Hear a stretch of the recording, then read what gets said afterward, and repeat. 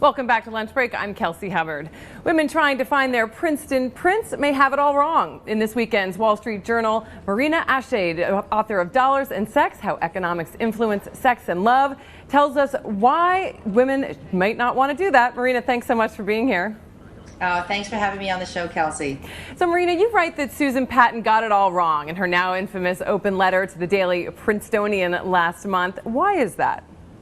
Yeah, you know, Susan Patton's letter is talking about economic markets and for marriage. They might have been the markets at the time that she was in Princeton, at the time that she's got married, but that was 40 years ago.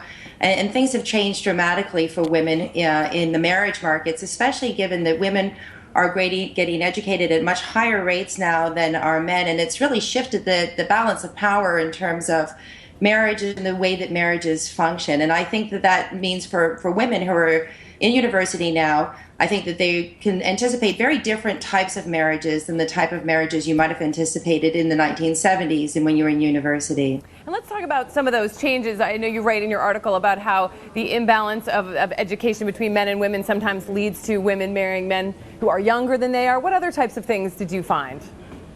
You know, the trend towards younger men is very interesting because this is really a trend that we've only just seen picking up in the last 10 years, where women who have lots of education, who are very stable and have high income, you know, are not looking for the guys that Ms. Patton describes in her letter, but she's looking for different types of men who are a little bit younger than her, perhaps don't earn as much as her, but also have the flexibility and the time to contribute to their home, men who are able to move if she wants to move for her job, men who can, take care of the children so that she can focus on her career. And I think that more and more women are looking for these types of relationships, different types of relationships than women might have looked for in the past. Because I know Susan Patton really hit on the point that if women want to marry men who are their intellectual equal, that grabbing a man while they're still at Princeton might look like a good idea because you'll never be surrounded by that many people at your level, and perhaps once you leave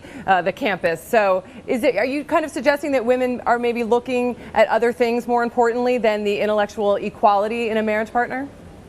No, I wouldn't throw out the intellectual equality. I mean, one of the interesting things about her letter is she assumes that the Princeton men are just waiting there, perhaps with a ring in their pocket, to drop to their knees, and the Princeton women are the ones who are holding up the marriage pipeline.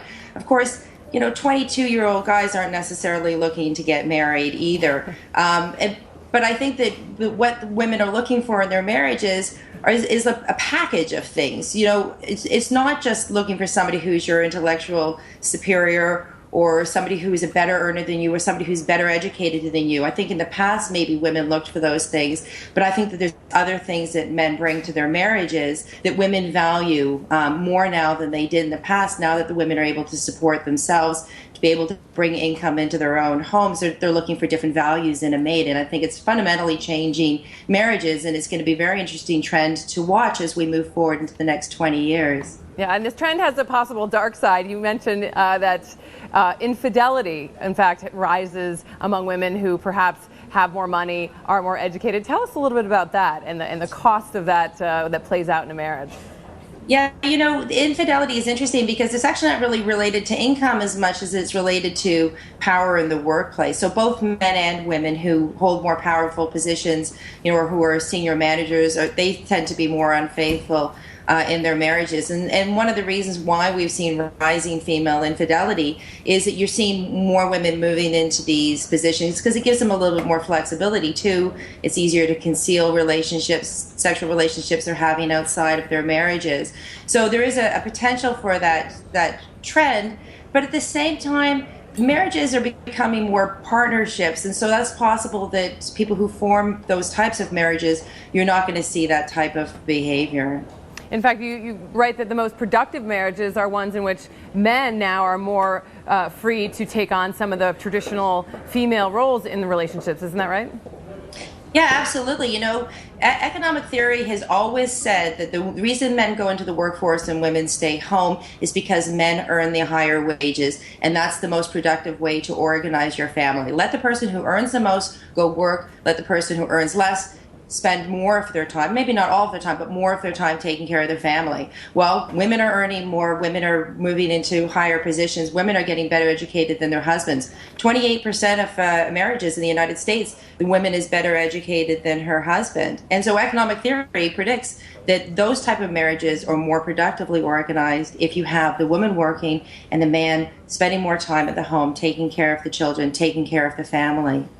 All right. Thank you so much, Marina. We appreciate you bringing this Great. to us. Thanks for having me. All right. I've been talking to Marina Adshade, author of Dollars and Sex.